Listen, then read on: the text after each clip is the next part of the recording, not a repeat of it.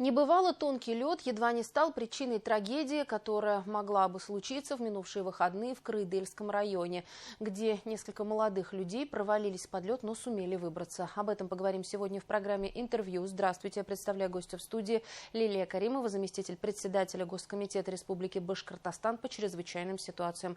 Лилия Ринатовна, здравствуйте. Добрый день. Мы с вами говорим о том, что едва не случилась трагедия в Краидельском районе. Вообще, когда несколько молодых людей, мужчин, провалились под лед, но сумели спастись. Вообще они родились в рубашках.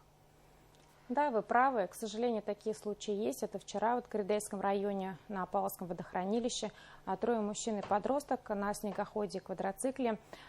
Тонкий лед, он местами на самом деле тонкий, да, безопасная толщина льда не везде. Она в этом году соответствует по безопасности толщине там 10 сантиметров, да, для человека считается.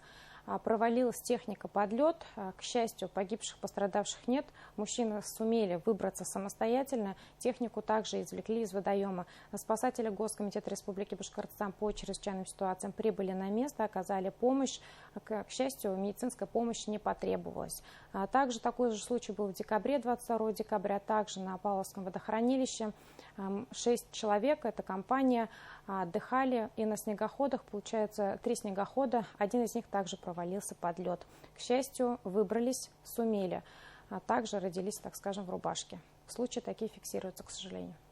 А свойственно ли это вот для нынешнего времени года? В принципе, у нас же этой зимой уже были трескучие морозы, уже была достаточно безопасная толщина льда. Ввиду того, что погода носит неустойчивый характер, да, все-таки температурные качели имеются, ночью минусовые незначительные, днем 0, плюс 2. И, к сожалению, это способствует к тому, что лед становится рыхлым, тонким местами. Не во всех водоемах, но реки крупные, да, также вот это водохранилище, есть риск провалиться под лед. Да, это не совсем свойственно для Башкирии в этом году, но вот тем не менее. Поэтому рекомендуем всем жителям Республики Башкортостан быть предельно аккуратными. Все, что касается водоемов, да, тонкого льда, не выходить одним, детей без присмотра не оставлять. Отдельное внимание рыбакам. Много рыбаков у нас в этом году, мы и профрейды проводим, еженедельные выходные вместе с администрациями муниципальных образований проводим профилактические беседы. Толщину льда ни в коем случае нельзя проверять ударом ноги. Для этого можно использовать подручные средства, например, палкой, да. Если лед тонкий, то он трескается моментально, можно сказать, без звука. Поэтому есть такая опасность. А вообще рекомендуется, на какие водоемы можно выходить? Или на любом водоеме в нынешнее время года лучше проверить? Или, к примеру, вот, если вернуться к тому случаю в Краидельском районе, наверное же взрослые как-то посмотрели на безопасное расстояние? Или это вот лед, который припорошен снегом, допустим, и вот проваливаются туда? Но принято считать, что толщина льда, лед, так скажем, быстро становится окрепшим, да, и соответствует безопасной толщине льда, это водоемы стоячие. Например, это озера, пруды. Если это река, например, это горная река, да, понятное дело, там о безопасной толщине льда говорить не стоит. Поэтому и по поводу снега, да, это тоже на самом деле такой обманчивый фактор, как будто бы лед у нас уже устоявшийся, да, но в любом разе нужно проверять. И там, где есть риск провала под лед, наши спасатели в ходе проведения профилактических рейдов, они объясняют жителям, гражданам, также и рыбакам, где не стоит ловить рыбу, да, куда не стоит ходить. Лилия Ринатовна, а если говорить о предстоящем празднике для православных верующих, это крещение, и мы привыкли уже, что у нас есть купели, их достаточно. Вот в этом году из-за погоды уменьшится ли их количество? Да, вы правы. В этом году по состоянию вот на сейчас, да, 44 места определены в 20 муниципальных образованиях. Это по данным муниципалитетов. Это гораздо меньше, чем в прошлом году ввиду погодных условий. В этих местах будут дежурить спасатели, медицинские службы, отделы полиции. То есть места, где точно можно будет осуществлять купание. И наша основная главная задача – это обеспечить безопасность населения в ходе проведения данных мероприятий. А вот для сравнения, в прошлом году сколько было купелей? В прошлом году было порядка 99 мест для купания и в 53 муниципальных образованиях.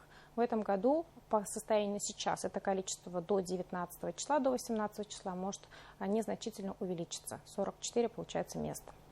А если говорить об Уфе, вот уже появилась информация, что в Кировском районе около бассейна Юности вряд ли будут купели. Да, вы правы, ввиду того, что толщина льда там небезопасная, в этом году там не планируют. Если говорить еще и о пожарной статистике, понятно, что за определенное количество период времени, по-моему, за первые несколько, может быть, дней у нас увеличилось количество погибших детей, или это за прошлый год. Вот какая сейчас статистика? Это вы говорите с аналогичным периодом прошлого года. За прошедшие сутки у нас произошло всего 10 техногенных пожаров, а также профилактические рейды спасателями, нашими пожарными, противопожарной службой Республики Башкортостан вместе с администрациями муниципальных образований проводят профилактические рейды в период новогодних праздников в усиленном режиме, работали в формате повышенной готовности, и профилактические рейды проводились ежедневно. Также эта работа на сегодня, она остается неизменной, мы продолжаем эту работу. Вот какие рекомендации есть на сегодняшний день? Да? То иногда бывает у нас то холодно, и начинаешь либо печь топить, либо батареи включать, а вот иногда тепло наступает, и уже вроде бы отключаешь. Вот как вести себя в эти, какие правила стоит соблюдать? Основные правила пожарной безопасности в зависимости от погодных условий. Ни в коем случае нельзя одномоментно включать несколько электронагревательных приборов, да, и тем более оставлять их без присмотра включенными, уходить из дома, например, да, или только если дети дома одни остаются. Это правило для всех и всегда. Электропроводка, она должна быть исправной. К сожалению, есть статистика пожаров, когда из-за того, что электропроводка неисправна, у нас возникают пожары. Телефоны не ставим на зарядку на ночь, тоже знаем это правило все. Если дома печь или в садовом участке установлена печь, то топим тоже, соблюдая все правила пожарной безопасности. Топочный лист должен быть, никаких трещин, швов не должно быть. И также без присмотра не оставляем. Ну и золотое правило, деток одних без присмотра не оставляем в доме. В принципе, вот основные рекомендации. Электроприборы, как пользоваться ими? Электроприборы использовать только заводские, сертифицированные. Ни в коем случае не нужно использовать электронагревательные приборы самодельные. К сожалению, такая статистика тоже имеется. И одномоментно, еще раз повторюсь, как бы не включаем. Лилия Ринатовна, а если говорить о правилах безопасности, именно вот нахождения около рек, около водоемов, вот как себя вести? Вы говорили уже о том, что если вы проверяете толщину льда, то точно не ногой, а какими-то сподручными моментами.